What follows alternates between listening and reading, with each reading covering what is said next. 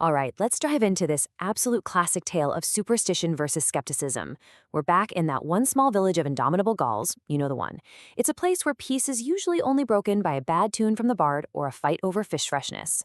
This is a community built on strength, trust, and a whole lot of wild boar. But that unity, that strength, it's about to be tested. Not by Roman legions, but by something way sneakier. A storm, a stranger, and the power of a really convincing lie. So picture this. A massive thunderstorm is just hammering the village, and out of the rain and the chaos, a mysterious figure appears. He's wrapped in a wolf's skin, long scruffy beard, carrying this menacing scythe, and he's looking for shelter. This is Prolix, the Soothsayer. And he doesn't just show up, he makes an entrance. It's pure theater. And as he stands there, his shadow literally falls over the chief's hut, a perfect little bit of foreshadowing for the trouble he's about to cause. And who's there to greet him? None other than the village leader, Chief Vitalis Asterix. Being an honorable Gaul, he immediately offers the guy shelter. Hospitality, it's a sacred duty for them. But just look at Asterix's face in this panel. He is not buying this act for 1 second. While everyone else sees a poor guy caught in a storm, Asterix sees a con artist. And right there, that's the central conflict of the whole story. The village's traditions and beliefs clashing with Asterix's hardcore pragmatism.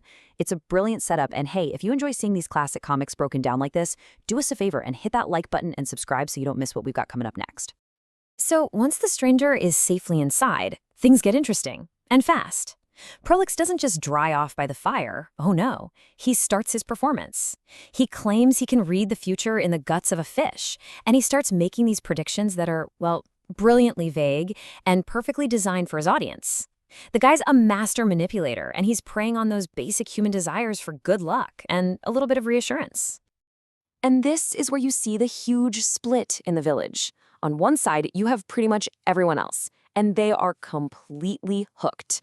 Prolix predicts the storm will end. I mean, a pretty safe bet, right? And when it does, he's got them. Then he predicts a fight will break out, which in a village of hot-headed Gauls is like predicting the sun will rise tomorrow. But on the other side, you've got Asterix. He sees it for exactly what it is, a cheap trick. He knows the real danger isn't some bad omen. It's people throwing their common sense out the window. So yeah, Asterix has had enough. While all the other Gauls are hanging on this guy's every word, he decides to take direct action. He confronts Prolix, calls him out on his obvious lies, and when nobody listens to reason, he just picks the guy up and literally throws him out of the village. For Asterix, problem solved, the poison's gone. But as we're about to find out, getting rid of a bad idea is way, way harder than getting rid of one man. And let's see how this whole thing starts to build, because even with Prolix gone, his influence is still there, kind of lingering like a bad smell. The seeds of superstition he planted have found some very fertile ground, and they are starting to sprout, causing this deep, bitter crack in a community that's famous for being unbreakable. And who's the one who accidentally waters these seeds of discord? Well, of course, it's our big-hearted guy Obelix. He's out hunting for boar when he stumbles across the banished Prolix in the forest. Obelix, feeling sorry for this pathetic-looking dude, gives him some food. It's a simple act of kindness, but it's a huge mistake. It lets the fraud set up a brand new base of operations right on their doorstep. And here's the proof right here. The villagers, now totally consumed by fear and curiosity, start sneaking into the forest for their own private psychic readings. They're desperate to know their futures, to hear good news, anything. But when Asterix follows them and finds this secret camp, he is furious. This isn't just them being silly. To him, it's a betrayal of everything that makes their village strong. And it leads to this massive argument, basically pitting Asterix against everyone he knows. And if you want to know just how bad it got, listen to this quote from Impedimenta, the chief's wife. After Asterix chases Prolix off for a second time, she confronts him, and she says, "You have done a very foolish thing, Asterix. The Soothsayer warned me too." This one line shows you just how deep the infection has spread. It's not just the usual suspects. Even the most powerful people in the village have bought into it, leaving Asterix and his logic totally alone. But just when you think it's just an internal village problem, the story takes a sharp, dangerous turn. As Prolix is running away from Asterix, who does he run into? A Roman patrol. So while the Gauls are busy fighting amongst themselves, their little squabble has created a massive vulnerability. And for the Romans, a guy who can predict the future, that's a weapon. And this brings us to our Roman bad guy, Centurion Caius Facius.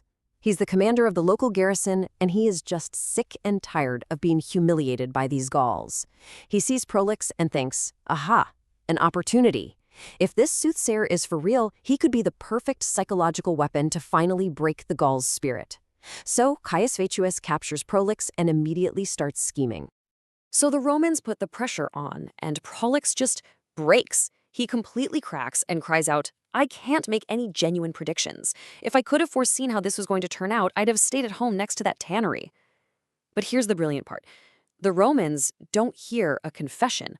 They hear a very specific prophecy about a bad smell and a tannery, which only convinces them that he's the real deal. It's just a fantastic piece of comedic irony. You know, if you appreciate these kinds of narrative deep dives, hitting that subscribe button is a huge help and lets us know you want to see more. But just when all hope seems lost, who walks back into the village? The man, the myth, the legend. Getafix, the Druid. He's back from his annual conference, and he represents true wisdom, a complete contrast to Prolix's cheap tricks. He's not happy about the chaos this charlatan has caused, and he comes up with a clever plan to fight fire with fire, or, well, to fight superstition with superstition. Getafix's plan is simple, but it's genius. First, he's going to brew a potion that smells absolutely awful. Second, he's going to let everyone, Gauls and Romans, think the horrible smell is a sign that the gods are angry about the soothsayer.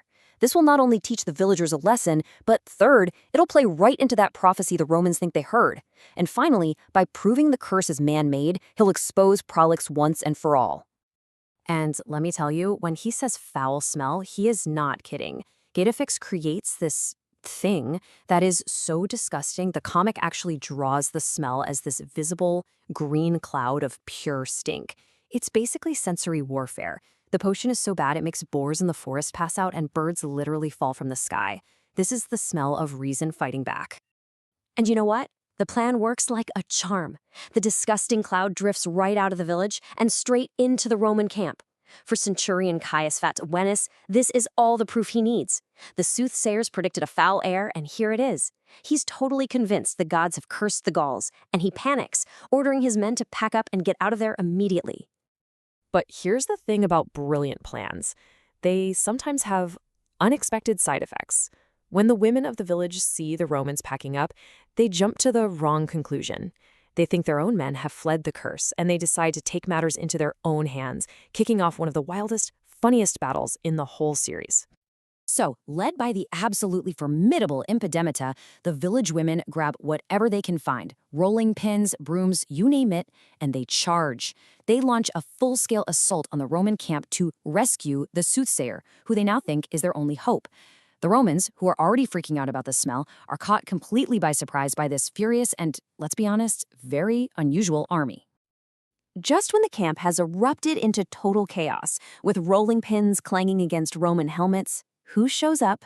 Asterix and Obelix, of course.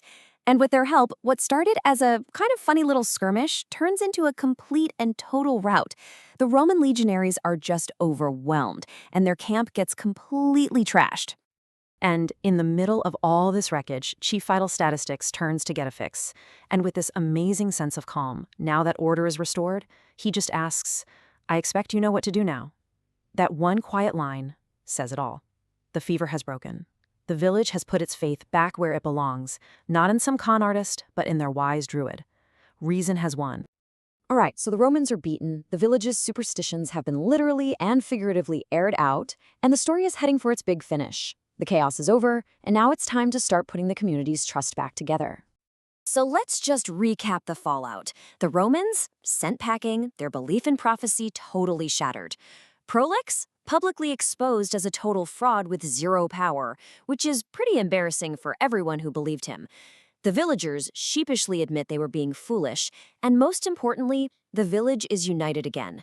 As for the soothsayer, they tie him up and leave him as a little present for the returning and now very angry Romans. And how do our Gauls celebrate this victory? You guessed it, with a grand feast under the stars. But this feast is about more than just beating the Romans. It's a celebration of their community being whole again, a victory for reason over fear, and a reminder of the bonds that really make them indomitable. It's the perfect ending.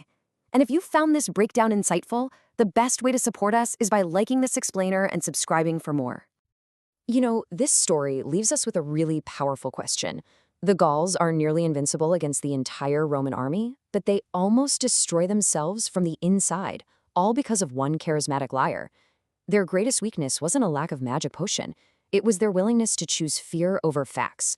It really makes you think, when we abandon reason, are we more vulnerable to our enemies on the outside, or do we just become our own worst enemy? A potent thought to end on.